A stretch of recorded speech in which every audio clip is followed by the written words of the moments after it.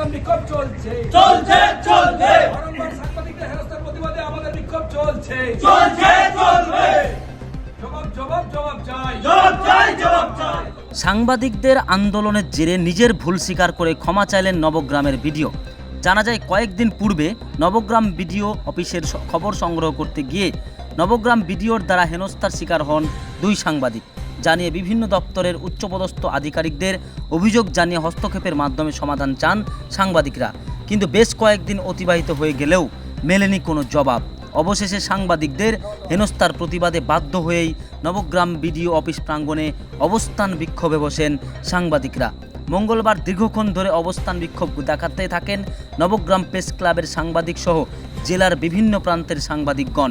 খবর পেয়ে ঘটনাস্থলে আসেন নবগ্রামের বিধায়ক।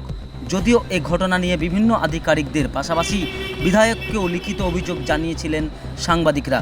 তিনি ঘটনাস্থলে এসে কথা বলেন সাংবাদিকদের সঙ্গে। সাংবাদিকরা বিডিওকে নিঃস্বার্থভাবে ক্ষমা চাওয়ার দাবি জানান বিধায়ককে ঘিরে। সাংবাদিক ও বিডিও উভয়কে নিয়ে আলোচনায় বসেন নবগ্রামের বিধায়ক। অবশেষে নবগ্রামের বিডিও নিজের ভুল স্বীকার করে সাংবাদিকের কাছে ক্ষমা চান, ফলে অবস্থান বিক্ষোভ তুলে নেন সাংবাদিকরা। তো সাংবাদিক বন্ধুদের ধন্যবাদ জানাচ্ছি। আর নিশ্চয়ই এই ধরনের ঘটনা ঘটে থাকলে আমি খুবই লজ্জিত। আমাদের মাননীয় বিটি সাহেবের সাথে আমি কথা বলব। বলার পরে আমরা চাই, এই বন্যা পরিস্থিতি চলছে বিভিন্ন জায়গায়, বিভিন্ন ঘটনা নিয়ে আজকে বিভিন্ন সমস্যার সম্মুখীন হচ্ছে সরকার। আজকে সুস্থভাবে আমাদের নবগ্রামের বন্যা মোকাবিলা, আমাদের কৃষকের আগামী দিন তার ক্ষতিপূরণ, আমাদের তাদের বাড়িঘর নির্মাণ, সব দিক থেকে হচ্ছে যে আমাদের ব্লক প্রশাসনের একটা গুরুত্বপূর্ণ ভূমিকা থাকা দরকার। আমরা আশা করব সেই গুরুত্বপূর্ণ ভূমিকা নিশ্চয়ই ব্লক প্রশাসন তারা করবেন, সেই ভূমিকা পালন করবেন। এবং এই বিষয় নিয়ে সাংবাদিক বন্ধুদের যে দাবিগুলো আপনারা বললেন, আমি নিশ্চিত যে আমি চাই না যে এরকম একটা বিশৃঙ্খল অবস্থা তৈরি হোক।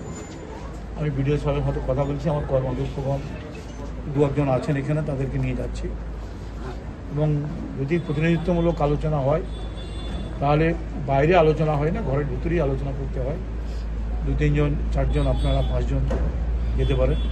আমি আগে বিডিও সাহেবের মধ্যে কথা বলে নিয়ে আপনারা প্রতিনিধিত্ব 5 জন 6 জন আপনারা আসতে পারেন।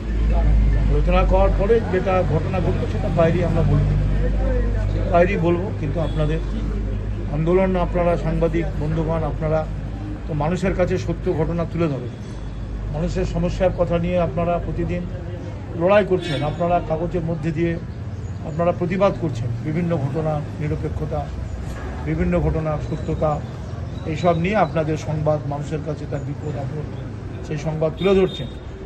সেজন্য আপনাদের কাছে আমরা কখনই খারাপ ব্যবহার কেউ করলে আমরা সেটা কখনই আমরা চাইবো না, বা সেটা করলে সেটা অন্যায়,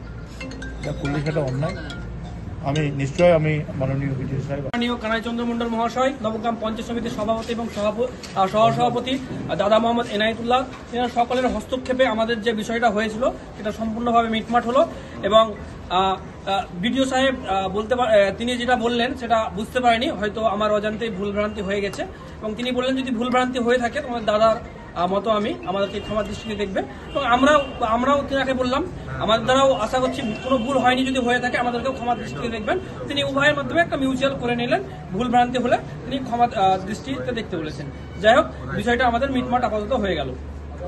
এই বিষয়টি নবগ্রামে যে পেশার সঙ্গে যুক্ত আছে বা যে কোনো রাজনীতির সঙ্গে যুক্ত আছে, সবে আমরা ভ্রাতৃত্ববোধটা পালন করি, সব ভাইয়ের মতো, বাবার মতো, কাকার মতো।